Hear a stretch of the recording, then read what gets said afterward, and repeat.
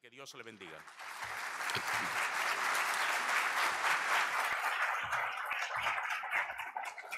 Fuerte aplauso para el licenciado Luis Valdés Veras, director general de Impuestos Internos. Ha presentado una conferencia titulada Cambios y Desafíos Tributarios. Corresponde el turno al señor Miguel Collado, economista de CRES, quien desarrollará el tema La Reforma Tributaria Integral. Mientras se acerca, saludamos a la señora Jorlin Vázquez, su directora jurídica de la DGI, que se integra con nosotros. Un fuerte aplauso para ella.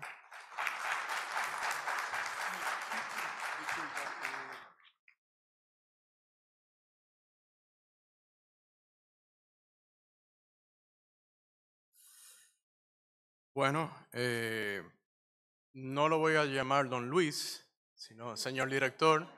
Ustedes me dejan un reto muy importante acá porque yo no soy tan buen orador como usted, pero vamos a hacer lo posible. Siempre digo que es un privilegio, de verdad, cuando invitan a uno a hablar y sobre todo a una audiencia tan numerosa como la que tenemos esta tarde. Y quiero, en consecuencia, agradecer a la asociación, agradecer a la doctora Eunice Arias y también agradecer a Félix Espíritu. Y saludar a los demás compañeros de la mesa. Bien. El título que tiene la ponencia en el programa es Reforma Tributaria Integral. Sin embargo, uno entiende desde el CRES es un centro de pensamiento económico, lo que en Estados Unidos se conoce como un think tank, que fue incorporado en el 2011 y desde el 2012 y particularmente el 2015, que hemos estado trabajando con don Francisco Canaguate, un maestro que nos ha enseñado mucho sobre tributación. Hemos venido trabajando el tema de la fiscalidad, no solamente la tributación. Porque el pacto fiscal, de acuerdo con la Estrategia Nacional de Desarrollo, su artículo 36 dice que debe tener también una ley de responsabilidad fiscal. Vamos a hablar ahorita un poquito de eso.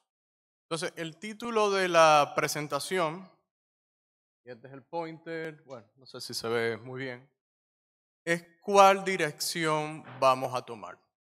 República Dominicana en este momento se encuentra con una oportunidad de oro como la tuvimos en la década de los 90 cuando se hicieron reformas estructurales. No solamente la reforma tributaria con el código del 92, sino la madre de todas las reformas, como yo le llamo, que fue la arancelaria, la que abrió la economía. Luego vino el código laboral, la ley de inversión extranjera. Inclusive tuvimos avances en términos institucionales y jurídicos. Y fue una era envidiable, y vamos a ver números sobre eso más adelante. Entonces, justifico el por qué se llama así y los temas que vamos a tratar antes de llegar al final, que es un resumen de la propuesta de reforma tributaria del CRES, que ustedes la pueden encontrar en el website. Al final ustedes verán el link y un código QR para que el que quiera entrar lo pueda hacer. Entonces, esto es qué camino tomar. Esto es casi como quien vio la película Matrix, ¿cuál pastilla queremos tomar? O nos quedamos con la pastilla de la complacencia o nos vamos. Fíjense que indica hacia la izquierda, usualmente uno va para adelante, pero para la izquierda sería precisamente las reformas pasadas, que siguen siendo un ejemplo y que deberían ser un modelo para el legado que pueden dejar las autoridades en el presente. Me van a permitir, y me disculpan un momentito, yo prender la tableta porque me gusta tenerla aquí a mano, la presentación, y yo ir viendo. Apunto hacia allá. Cuando uno ve la historia de República Dominicana en términos de los ingresos, se da cuenta de una cosa. Los ingresos vistos desde el año 1990 en dólares han aumentado increíblemente. Eso es, a ese 2.286 usted le suma 1 y le va a dar 23.86 veces. Casi 24 veces se han multiplicado los ingresos desde entonces. Pero ¿qué ha pasado con el gasto? El gasto se ha multiplicado casi 30 veces, 29.82 veces. Y fíjense el contraste en el periodo aquí abajo, estoy tratando de señalar, no sé si mi pointer es más eficiente que este, siempre tiene que venir preparado para la guerra. Bueno, más o menos lo mismo, pero ustedes se dan cuenta, luego de las reformas y cómo se manejó con prudencia las finanzas públicas, que alguien le podría llamar en teoría de Hacienda, bueno, responsabilidad fiscal, que es lo que queremos, en la teoría de la elección pública o el public choice en economía, podría ser el oportunismo político. Y fíjense cómo el oportunismo político se dispara a partir del 2008, cuando en el mundo, por las medidas que se tomaron, la facilidad de tomar endeudamiento, pues aumentaron los impuestos, pero de una forma disfrazada. Endeudamiento son impuestos diferidos. Entonces, ¿por qué mostramos esto? Porque de nuevo, reitero, estamos en una oportunidad de cambiar, de no seguir creciendo el Estado dominicano como lo hemos venido haciendo. Y a mí me gustó mucho una frase del señor director de que están haciendo más con menos. Yo creo que la administración pública en sentido general puede hacer más con menos, con los recursos de los contribuyentes. Y aquí se muestra, cuando uno habla del gasto, tiene que reconocer que el gasto en República Dominicana ha aumentado. Pero la pregunta que yo siempre le hago cuando alguien me dice ha aumentado, yo le digo, ¿comparado con qué? Comparado con la economía. Fíjense como el PIB, ojo, ese PIB contiene el gasto público. Eso no está neto únicamente de lo que la sociedad civil contribuye.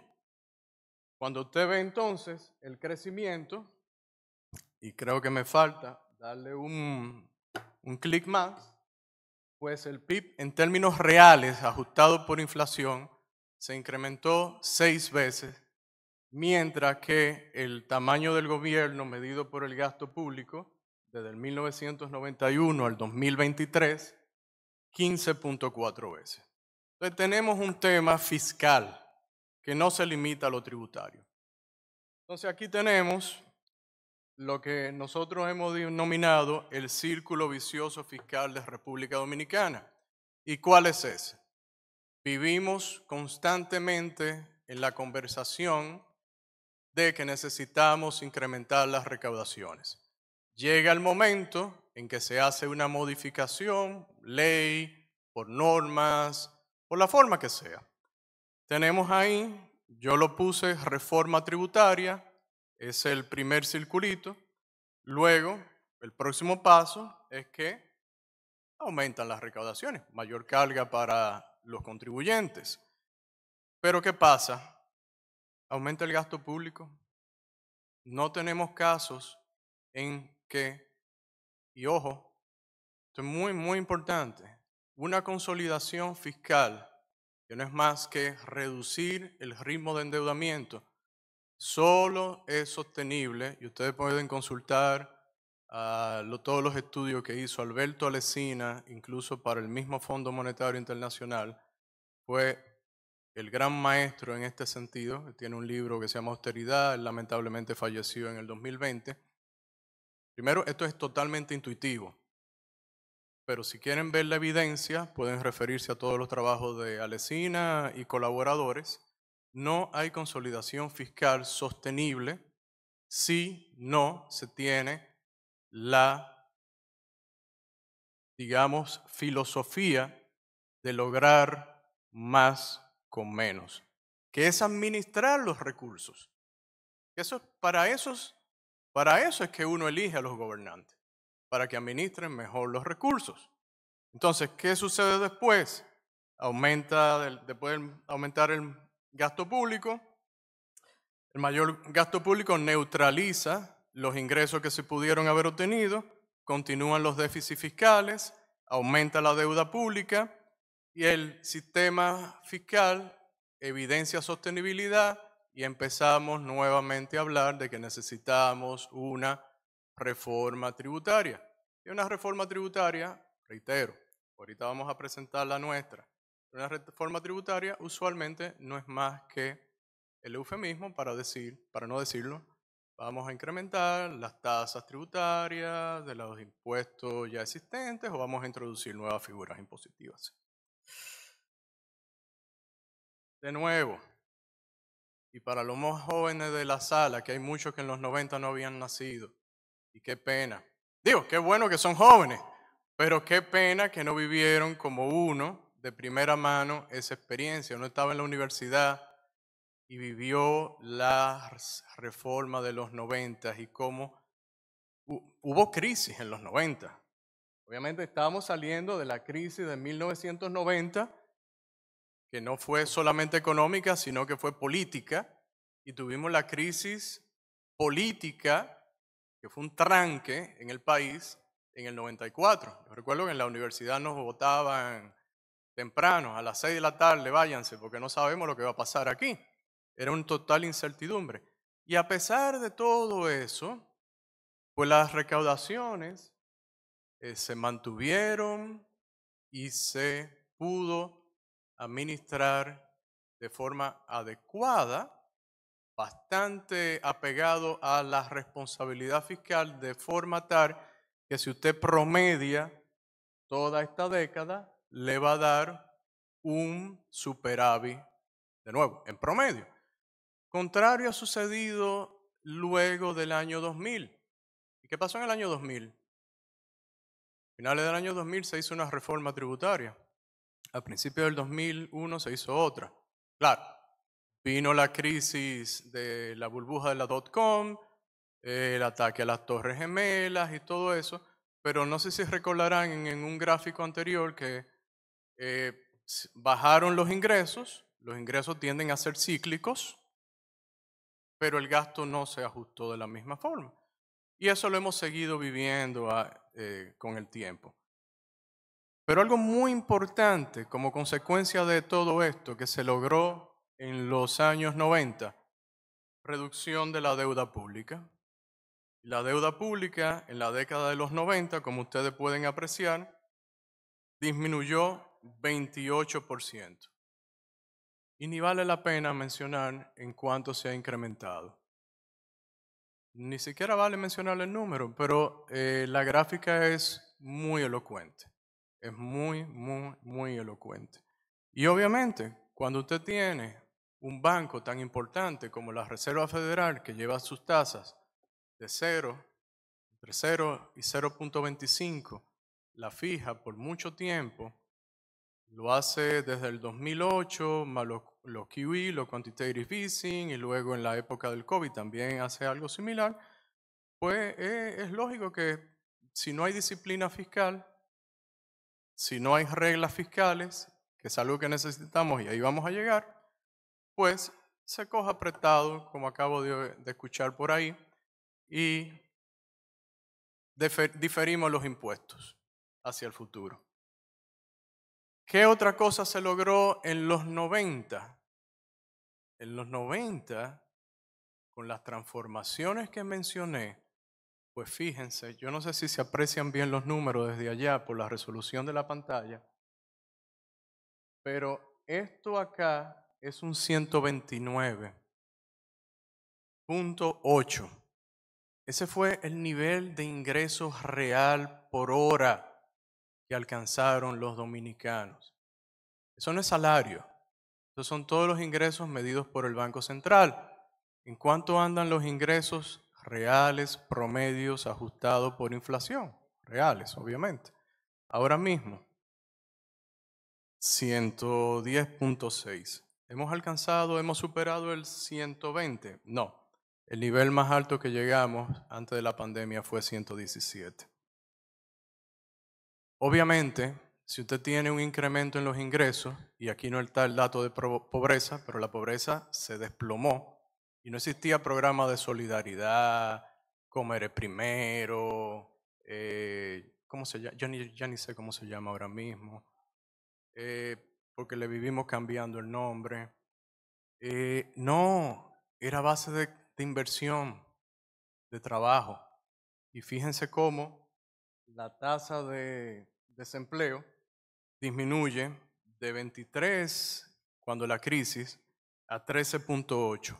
¿Usted sabe cuántos años nos tomó después de eso bajarla por debajo de 13? Casi 17 años. ¿Por qué? Porque no se hicieron reformas estructurales. Y el punto de esta ponencia es que necesitamos no solamente una reforma tributaria que nos ayude como nos ayudó la de los 90, sino otro tipo de reforma y reglas fiscales que nos ayuden a pues, tener disciplina fiscal y no tener riesgo de insostenibilidad de la deuda. Fíjense lo que pasó en los 90. Competencia fiscal. Creo que fue Félix, mencionó un momento la competencia fiscal. República Dominicana estaba adelante de los países OCDE. Cuando hicimos la reforma del 92, el promedio de la tasa corporativa de los países OCDE era por encima del 38%. En ese momento se bajó a 30, en 3 años se bajó a 25. Hoy en día tenemos una tasa de 27 y los países OCDE tienen una tasa de 20.6 en promedio. Y no tienen los problemas institucionales y jurídicos que todavía estamos trabajando. Se ha avanzado, hemos avanzado en los índices, pero nos falta mucho. No tienen los problemas de autogeneración de electricidad. Los combustibles más caros de Centroamérica, en promedio, muchas veces son los dominicanos. Eso puede fluctuar, pero siempre estamos entre los primeros 2 países por la alta carga impositiva y por los márgenes que se fijan. El tema del transporte. Uno de los 3 países que tiene una estructura, por la estructura del mercado, costo medido de mover un contenedor 1 kilómetro más caro entre los 3 más caros del continente. Yo, si me quieren en un momento marcar el tiempo, porque yo puedo distraerme y seguir aquí mostrando, me dicen, pero vamos bien. Muchas gracias. Entonces, la pregunta es, vamos a tener un sistema tributario que permita recaudar más. Ojo, que permita recaudar más, porque nadie quiere hacer una transformación tributaria para recaudar menos. Eso es obvio. Pero que nos permita ser más competitivos. Entonces, aquí empieza la pregunta, ¿qué dirección tomar? La última gran transformación tributaria fue la Ley 253-12, que se empezó a aplicar en el 2013. Pues la Ley 253-12 tenía unas aspiraciones, como prácticamente todas las modificaciones impositivas que se hacen, de incrementar por mucho la presión tributaria. ¿Y qué sucedió? Aunque se elevó de 27 a 29 el impuesto sobre las rentas, se incrementó el ITEVIS al 18, se creó una segunda tasa, se gravó el ahorro, se incrementaron los selectivos, que después les voy a hacer un comentario sobre eso. En fin, ustedes saben mejor que yo, han estudiado mejor que yo, porque eso es el día a día de ustedes, todo lo que se hizo en ese momento. Pero se nos olvidó algo, parece, que usted hacer más complejo el sistema tributario no lo va a ayudar a recaudar más. Y la presión tributaria Al tercer año, en el 2015, estaba al mismo nivel en términos redondos del 2012. Entonces, la pregunta viene, de nuevo, ¿cuál es el camino que queremos tomar? ¿Realizar transformaciones o hacer unas reformas? No hablo solamente de la tributaria, hablo en sentido general, que nos mantengan en la complacencia, es decir, hacer algunas modificaciones pequeñas, pero no con la profundidad que lo ameritan las circunstancias. Y reitero, esta es una oportunidad de oro. Este es el legado que pueden dejar las autoridades, no solamente en la parte tributaria o fiscal, en muchos aspectos. Pero vamos a entrar en materia. Los componentes de la transformación fiscal. Lo primero, y lo dice la Ley de Estrategia Nacional de Desarrollo, la 01-12, debe haber una ley de responsabilidad fiscal. Una ley de responsabilidad fiscal, lo principal que debe tener son reglas fiscales. La que el CRES propone, soy vicepresidente ejecutivo del CRES desde hace ya 3 años. Primero, en el 28, si hacemos las reformas ahora que empiecen en el 25, en el 28, ya el balance del sector público no financiero no podrá presentar déficit a partir de ese año. Entonces luego, se introduce una regla temporal de superávit fiscales. ¿Y por qué dirán ustedes superávit fiscales? Porque la deuda que tenemos, que se está consumiendo más del 25% de los ingresos tributarios en el pago de intereses solamente, unida a la del Banco Central, que es el gran elefante dentro de la habitación que muchas veces se quiere ignorar, son preocupantes. Y si queremos alcanzar el grado de inversión, usted le dice a las calificadoras, yo tengo reglas estrictas y ya hice las reformas. El grado de inversión no hay que esperar al 2035. El grado de inversión, por ese aspecto por lo menos, se obtiene más rápido. Y eso no solamente beneficia a las autoridades, eso no beneficia a todos. El costo financiero del país en promedio va a bajar, más otros beneficios que van a llegar. Y finalmente una regla de endeudamiento público. Y esta regla es lograr que la relación deuda-PIB no supere el 40%, no como el objetivo del proyecto de ley que está en el Congreso, que sería para el 2035, ojo, que no es una regla, es un objetivo, esto sería una regla, alcanzarlo en el 2030. Ese es el propósito, un propósito retador, pero a mí me gustan los retos. Y yo, como autoridad, yo entendería que aquí hay por lo menos 3 cosas en juego. Primero, la competencia para diseñar buenas reformas, la capacidad de comunicación, que eso ya se está poniendo a prueba ahora mismo. El país está en vilo. Se habla de hace meses de una reforma tributaria y no tenemos idea.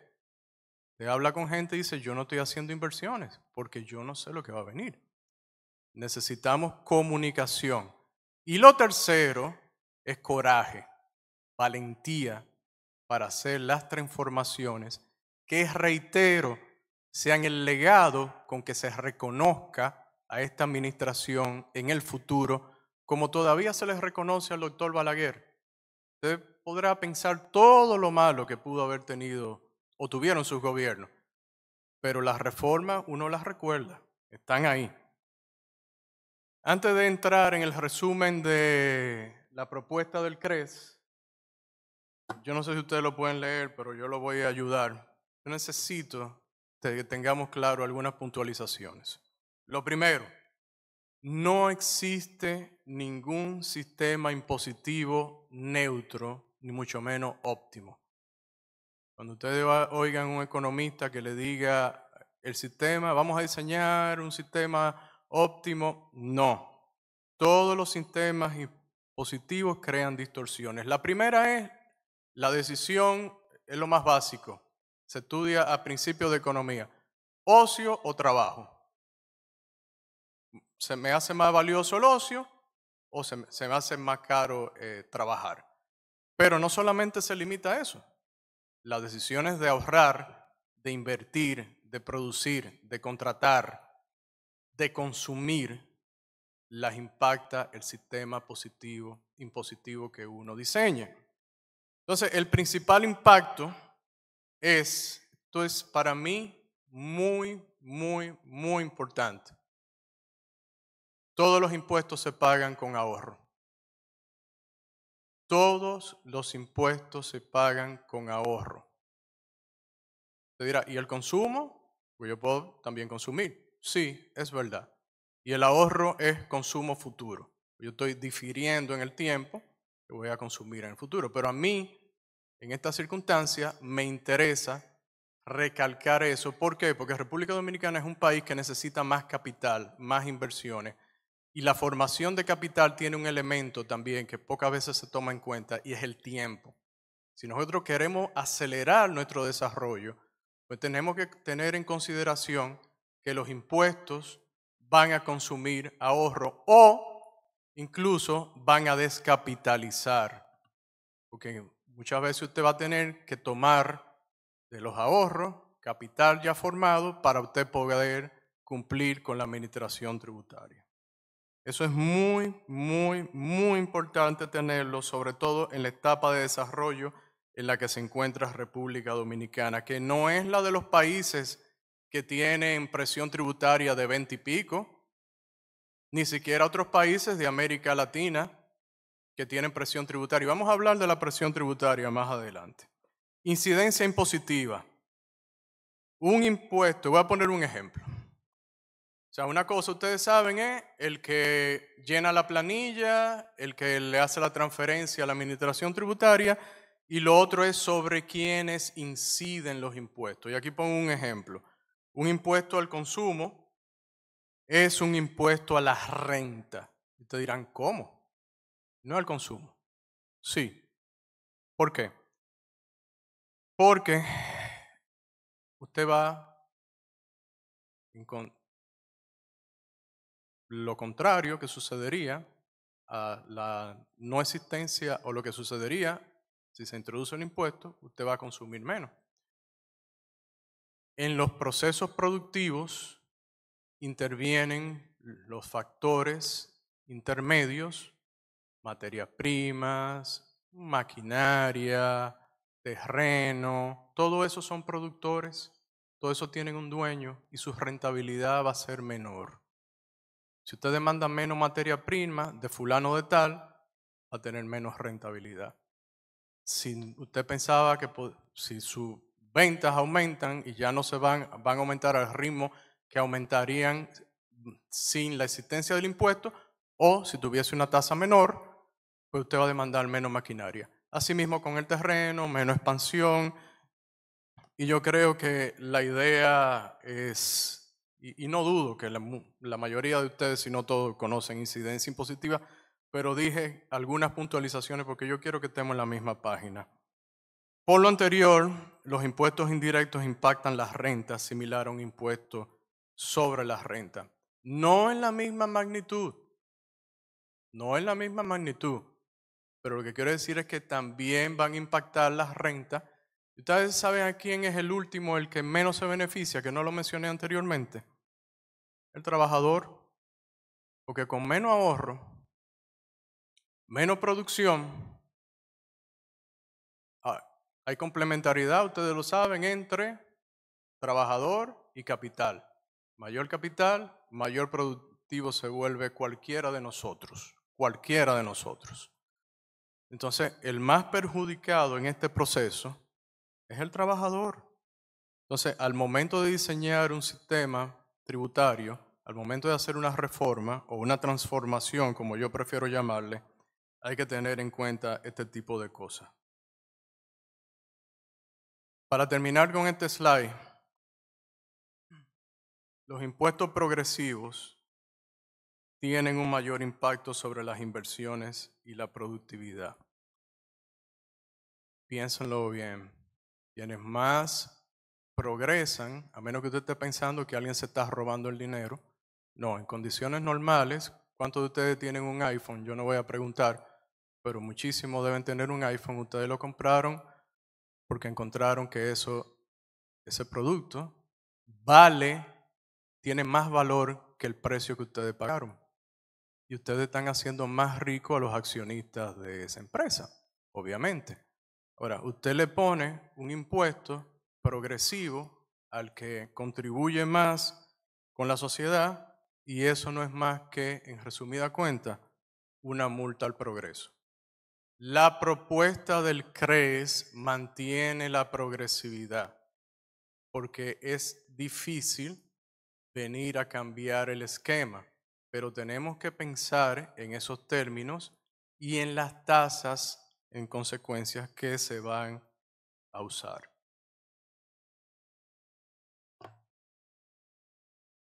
Aquí quiero detenerme porque esto es también vital y es el segundo bullet point. Los modelos estáticos no ayudan en las estimaciones. Por definición, un modelo estático no incorpora la respuesta posterior a los cambios introducidos a los cambios. ¿Qué estoy hablando? ¿Qué es impuesto? Un impuesto es igual tasa por base. Entonces, un modelo estático es aquel que dice, ok, esa es la fórmula del impuesto X, yo incremento la tasa, mi base se va a mantener o va a aumentar y yo voy a recaudar más. Es un modelo meramente estático que no está incorporando la reacción al cambio, al aumento en la tasa. La base está determinada por gente, por seres humanos, por entes vivos que van a reaccionar. Entonces, por eso fallan